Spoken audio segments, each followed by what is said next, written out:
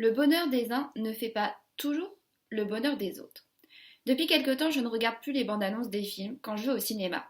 J'ai le cinépass à rentabiliser, c'est vrai, mais ce n'est pas selon moi une raison pour aller voir tous les films qui sortent. En fait, désormais, je me fie au genre des films, essentiellement des comédies, et aux acteurs.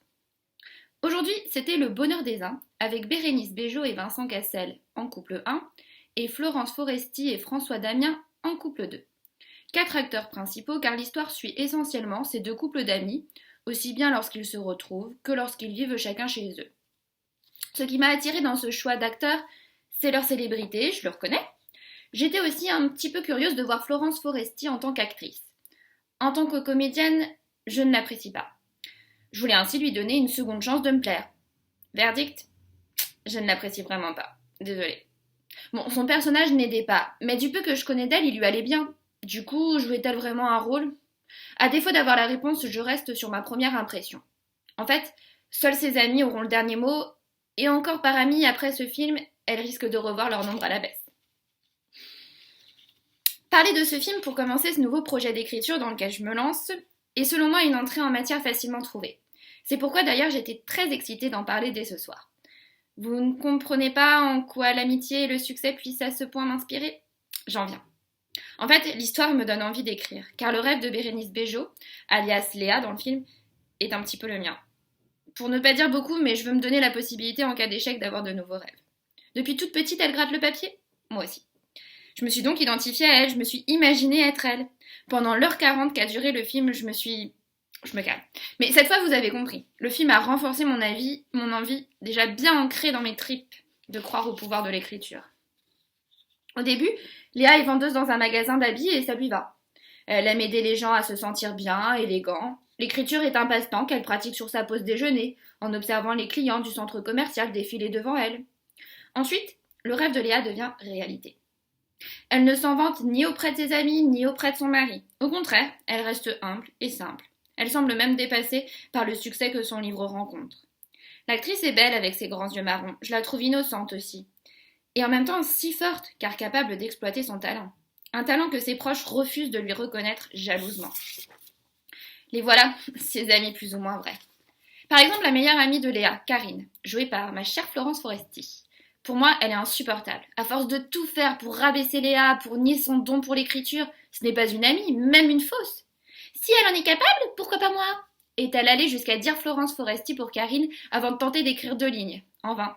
Évidemment. Évidemment parce que la passion de l'un n'est pas nécessairement la passion de l'autre, tout simplement. En fait, à ce moment-là, Florence Foresti a presque réussi à me faire de la peine. Presque. Car avec son bronzage artificiel, ça n'a finalement pas pris. Mais Karine peut inspirer de la compassion, car au fond, c'est une femme malheureuse. Elle ne sait pas aimer correctement et en souffre. Elle n'arrive pas à se réjouir sincèrement du bonheur que vit son amie, et cela l'amène à se sentir mal dans sa peau, à se comparer, à se chercher une identité à travers des activités qui la mettent en avant. La pauvre, non? Le compagnon de Léa souffre lui aussi de voir celle qu'il aime réaliser ses rêves. Si, vous avez bien entendu. Il souffre quand sa chérie est heureuse. Il souffre car il se sent en fait attaqué par Léa qui réussit quand lui ne parvient pas à obtenir le poste qu'il vise dans sa société. Il ne comprend pas qu'elle l'aime indépendamment de son travail. Il souffre aussi car il n'aime pas correctement puisqu'il n'arrive pas à se réjouir de la réussite professionnelle de sa femme, d'être content juste parce qu'elle est contente. En fait, cet homme est dépassé par son orgueil. Il se veut dominant au sein du couple et ne supporte pas d'occuper la place qu'il impose à la femme. C'est dommage pour lui d'être ainsi car Léa est tolérante. Elle n'a jamais pris la grosse tête. Elle est toujours restée simple, souhaitant faire de celui avec lequel elle vit son premier lecteur et critique. Mais ce dernier n'a pas su s'en contenter. Il s'est plutôt senti visé dès les premières pages du livre et a refusé d'en lire davantage. Il a aussi accusé Léa de le faire passer pour un con, alors qu'il se comportait comme tel. Pour être franche avec vous, parfois j'ai trouvé Léa trop douce. J'avais envie de lui dire mais regarde ce que tu as réalisé, tu ne mérites pas d'être traitée de la sorte, dis quelque chose. Mais elle restait là avec son compagnon, dépensant même ses premiers chèques pour lui offrir des cadeaux qu'il refusait. Vous l'avez compris? Je me suis imaginée dans la peau de Léa. Écrire, publier, connaître le succès.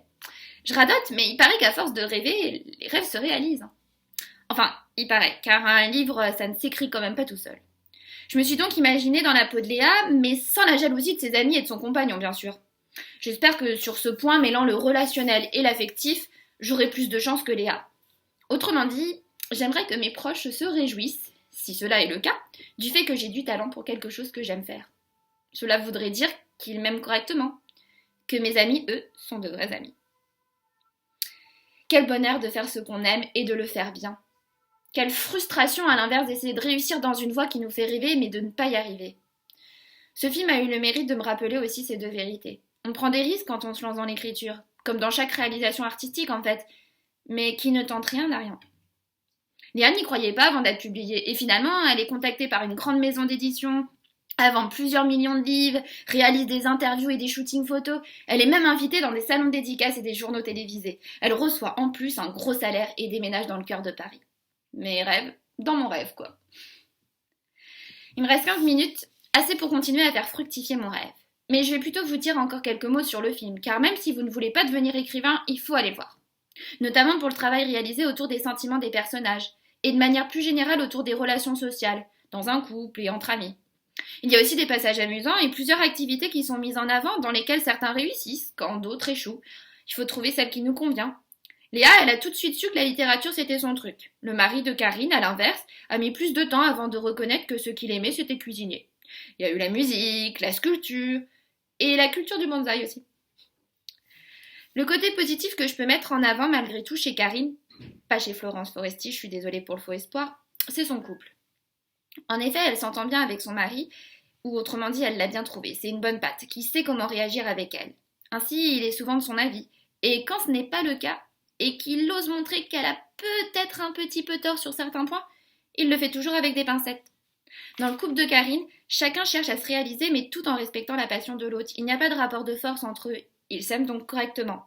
Voici pour vous la clé de la réussite en amour, le respect. Pour conclure, j'ai trouvé ce film original, car il met en avant les effets négatifs que la publication d'un livre peut avoir sur les proches d'un auteur. Et non pour une fois sur l'auteur lui-même, le succès ne montant pas à la tête de Léa. En effet, Léa ne change pas. Ce sont plutôt ceux qui prétendaient l'aimer, ceux qui se satisfaisaient jusqu'ici de son manque d'ambition pour se mettre en avant qui révèlent leur vraie facette, leur incapacité à supporter la réussite des autres. Quand la roue tourne, les masques tombent et seuls les vrais amis restent. Vous serez maintenant prévenus.